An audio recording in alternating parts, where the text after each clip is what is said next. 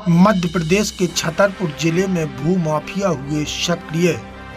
हम आपको बता दें कि छतरपुर जिले के ग्राम कदारी में भूमाफियाओं ने बड़ा खेला कर दिया।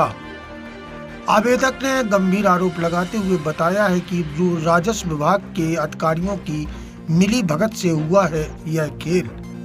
अब आवेदक दर दर भटक रहा है, न्याय की गुहार लगा रहा है, लेकिन अब देखना होगा क्या आवेदक को न्याय मिल पा रहा है या फिर ऐसे ही भटकता रहेगा। सर अपने नाम चढ़वा लिए। किसके नाम से चढ़ाए? परिवार के जनों हैं अरविंद मिश्रा, राधाचरण मिश्रा, जमुना मिश्रा एवं अन्य लोगों के नाम चढ़वा लिए। अच्छा, पहले किसके नाम से थी जमीन? पहले हमारे दादाजी के नाम से थी। 1960 से हम लोगों के दादाजी के नाम पे हैं। इसके बाद 2014 में बंटवारा हुआ, इन लोगों के सब लोगों के नाम अलग हुए, हमारे दादाजी के नाम अकेले से आए। इसके बाद हम लोगों के नाम पे आए 2018 में। इसके बाद अभी तक कोई विवाद नहीं, लेकिन इनकी चूँकि साठगांठ हो चुकी थी एसडीएम महोदय से, इसलिए उन लोगों ने इस प्रकार का कृत्य किया है, जिसका पूर्ण उद्देश्य लालच की दृष्टि से ही है और कोई इनके पास साक्ष्य नहीं है। हमारे पास सारी रजिस्ट्रियाँ हैं, सारे कागज़ हैं, दस्तावेज हैं, पर इसके अलावा इनका एक प्रकरण न्यायालय में भी लगा हुआ है। क्योंकि इनकी साठगांठ हो गई है, इसलिए इन्होंने दूसरे आवेदक के नाम से पुनः एसडीएम साहब से केस लगवा के ये कार्रवाई करवाई, जिसमें हम लोगों को किसकी लापरवाही मानते हैं? इसमें सीधी अनुविभागीय अधिकारी एसडीएम महोदय की लापरवाही है।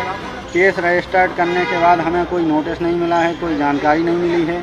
सीधे 10 दिनों में 24 एकड़ ज़मीन का फैसला कर दिया जाता है और ऑनलाइन दर्ज भी हो जाती है। इसके बाद मैं आपको एक और सूचना देना चाहता हूँ कि हमारी श्रीमती पत्नी है, इनके नाम पर मैंने अपना हिस्सा रजिस्टर्ड विक्रय पत्र के माध्यम से दर्ज कराया था, जो नामांकन हो चुका था 2022 में और खसरे में दर्ज हो चुका था। इस आवेदन में इनको कहीं पार्टी नहीं बनाया गया। इस आवेदन में वो नाम छूट जाने की वजह से 22 तारीख को, जहां छुट्टी के दिन थे, सेम डे आवेदन दिया जाता है कि यह नंबर त्रुटि छूट गया है, इसको भी शामिल किया जाए।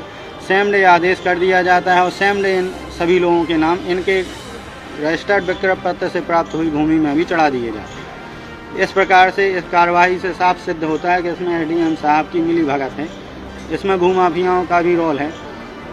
और हमारी सरकार से और अदालत से और कलेक्टर साहब से यही निवेदन है कि हमें न्याय दिया जाए, हमारी भूमियों को यथावत किया जाए।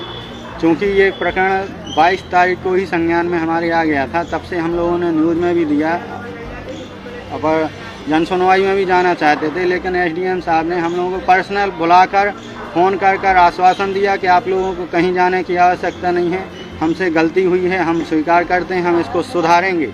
इसके बाद इस तरीके से इन लोगों ने 15 दिन हमारे वेस्ट किए और अब त्रुटि सुधार जो रिव्यू के लिए हम लोगों ने मांग करी थी, उस पर भी मना कर रहे हैं और करने से इनकार कर रहे हैं, क्योंकि इनका उद्देश्य हमारी भूमियों को हड़पना है और कुछ नहीं।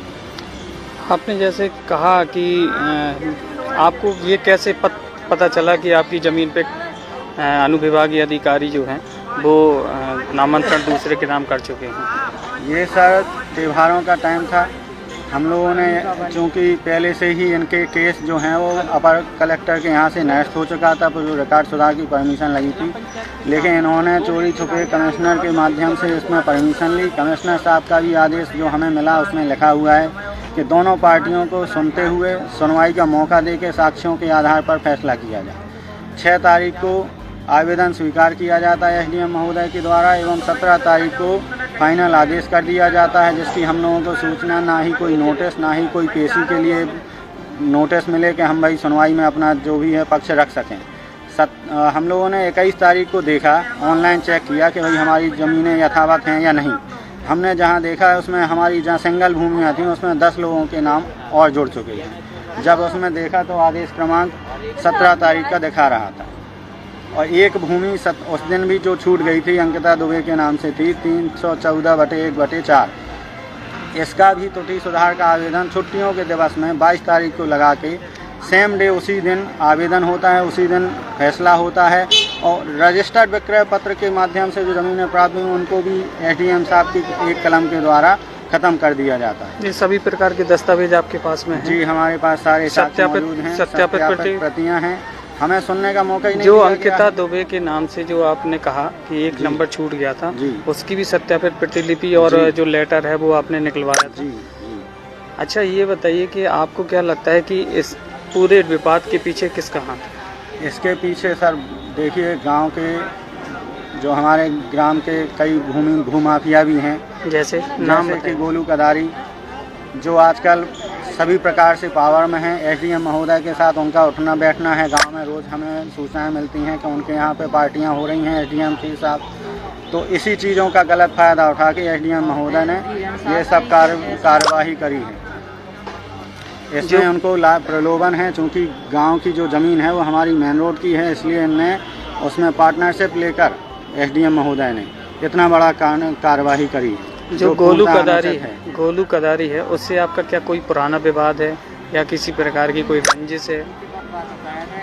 सर हमारा इस प्रकार का कोई विवाद नहीं है, लेकिन चूँकि अब यहाँ पर उनका केवल जमीन के ऊपर उनकी नजर है। कोई विवाद नहीं है, वो तो टोटली लालच है, रोड की चीज़ है, उनको चाहिए है, तो उन्हें ये दिखा गलत के तरीकों से जमीन अपने है, नाम इसमें अगर हमें कुछ भी मिल जाएगा तो हमारा फायदा ही है। उनका काम ही है। तो अभी अनुविभागीय अधिकारी जो एसडीएम हैं, एसडीएम अखिल राठौर जी हैं, उनके द्वारा जो आपसे एक बार फिर से उनसे कहा भी गया कि उनने आपसे कहा कि 10 दिन के अंदर वो सही कर देंगे, हाँ, तो उनने नहीं किया। अब अभी फिर से बात हुई क्या आपकी उनसे किसी सर प्रकार की? अभी से बात हुई है, कल ही उनसे अब निवेदन किया गया था, लेकिन उन्होंने समय का अभाव और यहाँ मीटिंग वहाँ मीटिंग करके हमको टाल रहे हैं। डेली 15 दिन हो चुके हैं ऑलरेडी, और वो चूँकि हमारी अपील अवधि का समय ख़त्म करना चाहते हैं ताकि हम और कहीं सुनवाई ना कर सकें, और ज़मीनों को एकदम विक्रय करने में लगे हुए हैं। 27 तारीख को रजिस्ट्री का स्लॉट भी बुक हो चुका था।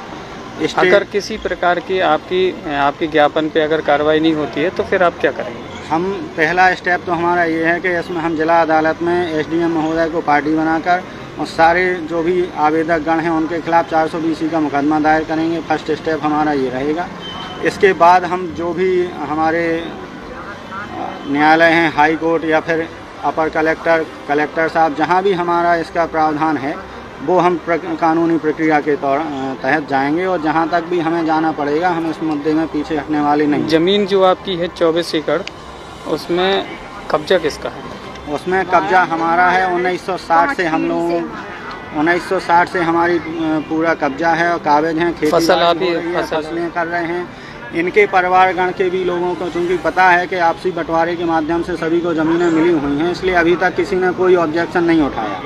और चूँकि इन्होंने केस लगाया है तो अब न्यायालय में केस लंबित है, फिर भी इन्होंने एक बार एसडीएम महोदय भी इस केस को खारिज कर चुके हैं, जिसमें सभी आवेदक इस यथावत थे। सिर्फ इनने इस बार एक और आवेदक को नाम पहले कर दिया है, दूसरे आवेदक का नाम नीचे कर दिया है, और एसडीएम साहब से मिली भगत करके ये पूरा कारनामा किया है।